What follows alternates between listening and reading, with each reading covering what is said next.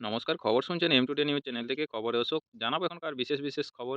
বাছাই করা খবরগুলো পেতে চ্যানেলটিতে সাবস্ক্রাইব করে পাশে থাকা বেল আইকনটি অল করে রাখুন। শুরুতেই হেডলাইন্স। মোদির সভায় ২ কোটির সিঙ্গাড়া, আদিবাসী উন্নয়নের ৫০ কোটি টাকায় আয়োজন। RTI report. ৩টি মহাকাশ অভিযান, প্রিয় জায়গায় কাটিয়েছেন ৬০৮ দিন। ২৭ বছরের কর্মজীবনে দাঁড়ি টানলেন সুনিতা। সুপ্রিম গুতোই শুনানির ফয়সালা এবার সঙ্গে সঙ্গে, অ্যাডমিট নিয়ে তোড়ঝোড় শুরু কমিশনের। ২৮-এ সিঙ্গুরে জনসভা মমতার। গতকাল ফের আশাকর্মীদের স্বাস্থ্য ভবন অভিযান, প্ররোচনায় পা দেবেন না, আবেদন চন্দ্রিমার।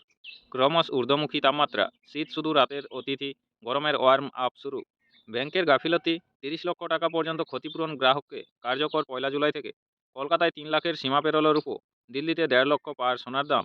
এসএসসি মার্চের গোড়ায় শিক্ষাকর্মী নিয়োগ পরীক্ষা। খাবার দাবার সস্তা হলেও বেড়েছে সংসার খরচ, বলছে মোদী সরকারের তথ্যই। ২রা ফেব্রুয়ারি পেশ হবে রাজ্য বাজেট। এক ধাক্কায় ২১%। উত্তরপ্রদেশও বাদ যাওয়া ভোটারের সিংহভাগই মহিলা। যাদবপুরের ইসিতে আপাতত ক্লিনচিট, হিজাব কাণ্ডে অভিযুক্ত অধ্যাপিকাকে। দুবরাজপুরে জলের পরিষেবা ২ দিন বন্ধ। পরীক্ষায় বসা মানুষের মৌলিক অধিকার, এলাহাবাদ হাইকোর্ট। দেখে নেব খেলার খবরের আপডেট কী রয়েছে। আইসিসির ভোটাভুটিতে বিপন্ন দশা বাংলাদেশে। ম্যানচেস্টার সিটিকে হারিয়ে চ্যাম্পিয়ন লিগে অঘটন বোর্ডের, সহজে জিতল রিয়াল মাদ্রিদ ও আর্সেনাল। নমস্কার, আপনার এতক্ষণ শুনলেন সংবাদ শিরোনাম। আসবো বিস্তারিত খবরে। ৩টি মহাকাশ অভিযান, প্রিয় জায়গায় কাটিয়েছেন ৬০৮ দিন। ২৭ বছরের কর্মজীবনে দাঁড়ি টানলেন সুনিতা। ওয়াশিংটন।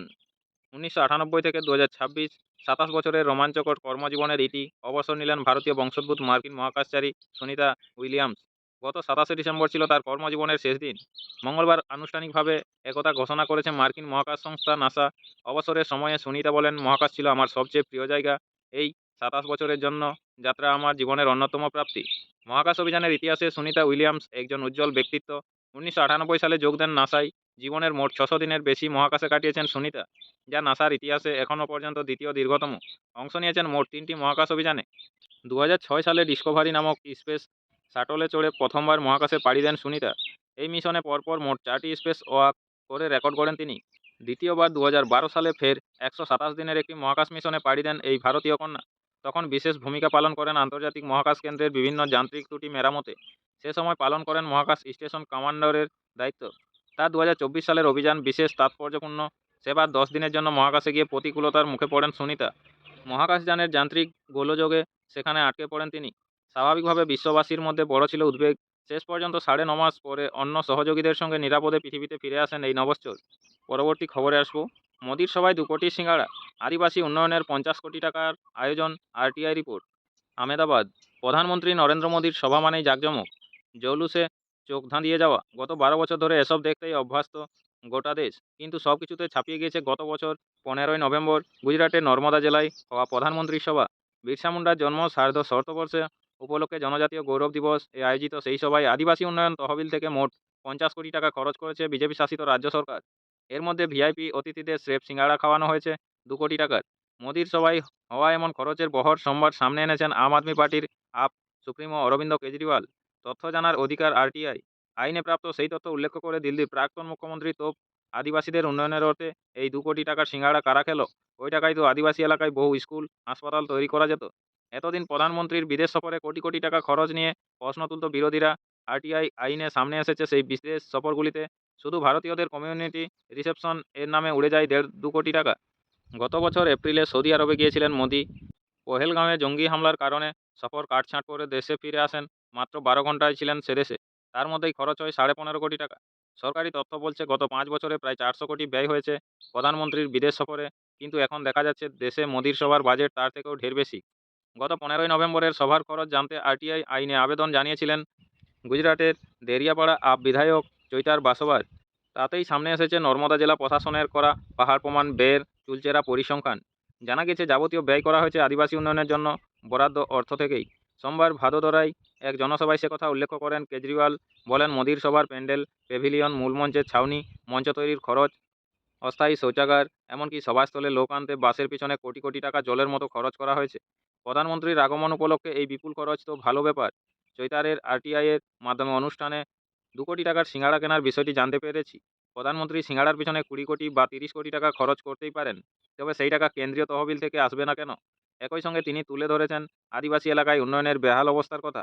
বলেছেন, প্রতি বছর কোটি কোটি টাকা খরচ করা হয়, তবু আদিবাসী প্রভাবিত এলাকাগুলি সবচেয়ে পিছিয়ে কেন? আমরা যদি সঠিকভাবে এই অর্থ ব্যয় করতে পারি, তবে সুন্দর সুন্দর হাসপাতাল, স্কুল বানানো যায়, বিনামূল্যে বিদ্যুৎ দেওয়া যায়, রাস্তাও তৈরি করা যায়। কিন্তু সত্যিটা হলো সেই টাকা কখনো সেখানে পৌঁছায় না।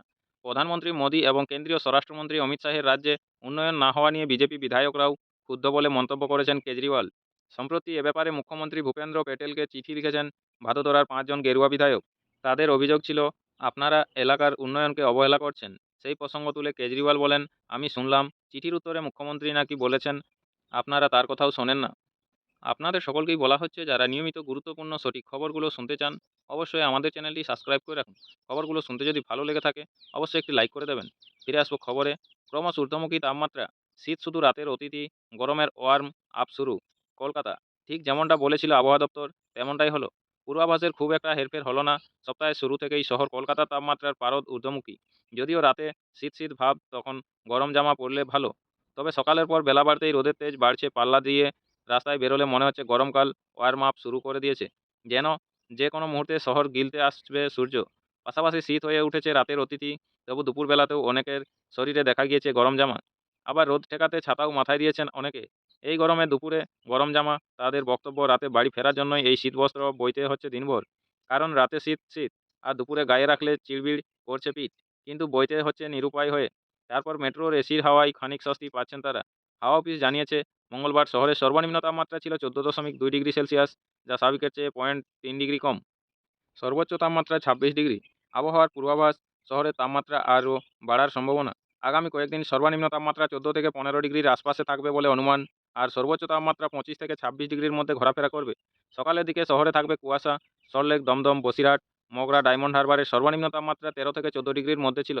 ক্যানিং, কাকদ্বীপ, বারাকপুর তাপমাত্রা ছিল 12 ডিগ্রির আশপাশে। কল্যাণী ও উলুবেড়িয়ায় 10.5 ডিগ্রি। অর্থাৎ শীত একেবারে যে চলে গিয়েছে তা কিন্তু বলা যাচ্ছে না। তবে দুপুরবেলার রোদ জানিয়ে দিচ্ছে, গরমকাল বেশি দূরে নেই। তিনি জ্বালাতে এলেন বলে। গরম বলতেই সেই চাঁদি ফাটা সব রোদের কথা মনে পড়ে। ধর্মতলায় ফলের রস বিক্রেতা বললেন, এই রোদ কিছুই না।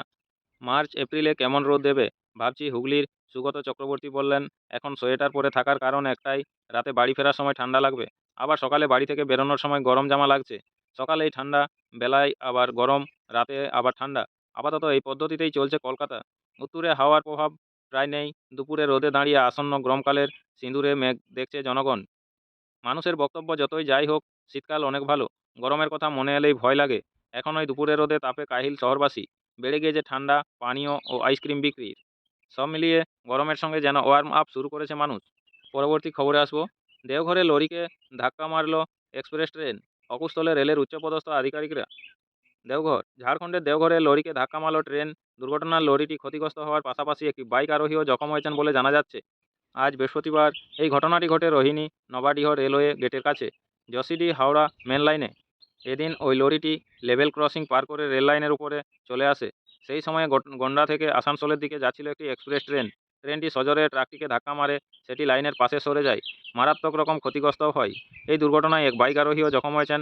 তবে কারো মৃত্যুর খবর এখনও পর্যন্ত মেলেনি। ক্ষতিগ্রস্ত হয়েছে ট্রেনটির ইঞ্জিনও।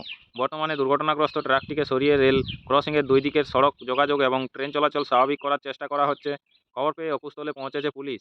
এছাড়া গিয়েছেন পূর্ব রেলের আসানসোল ডিভিশনের ডিআরএম সহ রেলের উচ্চপদস্থ আধিকারিকরা। জানা গেছে, এদিনের দুর্ঘটনার ফলে দেওঘর গিরিডি সড়কে যান চলাচল সাময়িকভাবে ব্যাহত হয়েছে। প্রতিদিন নিয়মিত গুরুত্বপূর্ণ সঠিক খবরগুলো শোনার জন্য আমাদের চ্যানেলটি সাবস্ক্রাইব করে রাখুন। ফিরে আসবো খবরে। ছত্তিশগড়ের স্টিল প্ল্যান্টে দুর্ঘটনা, 6 শ্রমিকের মৃত্যু।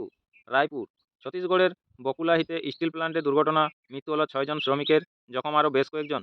জানা গিয়েছে, আজ বৃহস্পতিবার সকালে অন্যদিকের মতোই প্ল্যান্টের শ্রমিকরা কাজ করছিলেন। এরপর আচমকাই ওই প্ল্যান্টের একটি কয়লা চুল্লিতে বিস্ফোরণ হয়। লেগে যায় আগুনও। অকুস্থলেই কর্মরত 7 জন শ্রমিকের মৃত্যু হয়। ঝলসে যান তারা। জখম হন আরও বেশ কয়েকজন। বিস্ফোরণের তীব্রতা এতটাই ছিল যে স্থানীয়দের অনেকেই বিকট আওয়াজ শুনতে পান। পাশাপাশি দুর্ঘটনার কিছুক্ষণের মধ্যেই কারখানার একাংশে আগুনও লেগে যায়। ধোঁয়ায় ঢেকে যায় এলাকা। খবর পেয়ে অকুস্থলে পৌঁছায় পুলিশ ও দমকল কর্মীরা। তড়িঘড়ি আহতদের উদ্ধার করে স্থানীয় হাসপাতালে ভর্তি করা হয়। তবে বর্তমানে হাসপাতালে ঠিক কতজন চিকিৎসাধীন রয়েছেন তা জানা যায়নি। দুর্ঘটনার পর এখনও পর্যন্ত ওই স্টিল প্ল্যান্ট কর্তৃপক্ষ কোনো রকম বিবৃতিও প্রকাশ করেনি। তবে কী কারণে এই দুর্ঘটনাটি ঘটল তা এখনও পর্যন্ত স্পষ্ট নয়। অন্যদিকে স্টিল প্ল্যান্টের নিরাপত্তা ব্যবস্থা যথাযথ ছিল কি না সেটি খতিয়ে দেখছেন তদন্তকারীরা। শুরু হয়েছে তদন্ত। পরবর্তী খবরে আসব। বিদেশি মহিলা পর্যটককে যৌন হেনস্থা, অভিযুক্ত বিমানবন্দরেরই কর্মী। বেঙ্গালুরু এক কোরিয়ান মহিলা পর্যটককে যৌন হেনস্থার অভিযোগ। ঘটনাটি ঘটেছে বেঙ্গালুরুর কেম্পেগৌড়া আন্তর্জাতিক বিমানবন্দরে। অভিযুক্ত সেখানেই কর্মরত এক কর্মী, নাম আফান আহমেদ। গত 19 জানুয়ারি টিকিট এবং ব্যাগ তল্লাশি করার অজুহাতে তাকে হেনস্থা করা হয়েছে বলে অভিযোগ করেছেন ওই বিদেশি পর্যটক। ওই পর্যটক সংবাদ মাধ্যমকে জানিয়েছেন, নিয়মমাফিক ইমিগ্রেশন সংক্রান্ত সমস্ত প্রক্রিয়া সম্পন্ন হয়ে গিয়েছিল তার। এরপরে অভিযুক্ত ওই ব্যক্তি জানায়, কাউন্টার চেকিংয়ে গেলে তার ফ্লাইটে পৌঁছাতে দেরি হতে পারে, তাই ব্যক্তিগতভাবে চেকিং করার অজুহাতে একটি শৌচাগারের কাছে নিয়ে যাওয়া হয় তাকে। সেখানেই ওই কোরিয়ান পর্যটককে শারীরিকভাবে হেনস্থা করার চেষ্টা করা হয় বলে অভিযোগ। এমনকি বিনা অনুমতিতে তাকে পিছন থেকে জড়িয়ে ধরা হয় বলেও অভিযোগ করেছেন তিনি। এই ঘটনার পরই মহিলাটি বিমানবন্দরে থাকা নিরাপত্তারক্ষীদের কাছে অভিযোগ জানান, আর সেই অভিযোগের ভিত্তিতেই অভিযুক্ত আফান আহমেদকে আটক করে পুলিশ। মহিলা পর্যটকের দেওয়া বয়ান অনুযায়ী অভিযুক্তের বিরুদ্ধে মামলাও দায়ের করা হয়েছে। ঘটনা তদন্ত শুরু করেছেন পুলিশ কর্মীরা। অন্যদিকে বিমানবন্দরের ভিতরেই এই ধরনের আচরণে মহিলা নিরাপত্তা নিয়ে উঠেছে প্রশ্ন। নমস্কার, এখনকার স্থানীয় সংবাদটি এই পর্যন্তই। পরবর্তী সংবাদটি পেতে চ্যানেলটিতে সাবস্ক্রাইব করে পাশে থাকা বেল আইকনটি অল করে রাখুন। সবাই ভালো থাকুন, সুস্থ থাকুন। দেখা হচ্ছে পরবর্তী আপডেট খবরটিতে। ধন্যবাদ।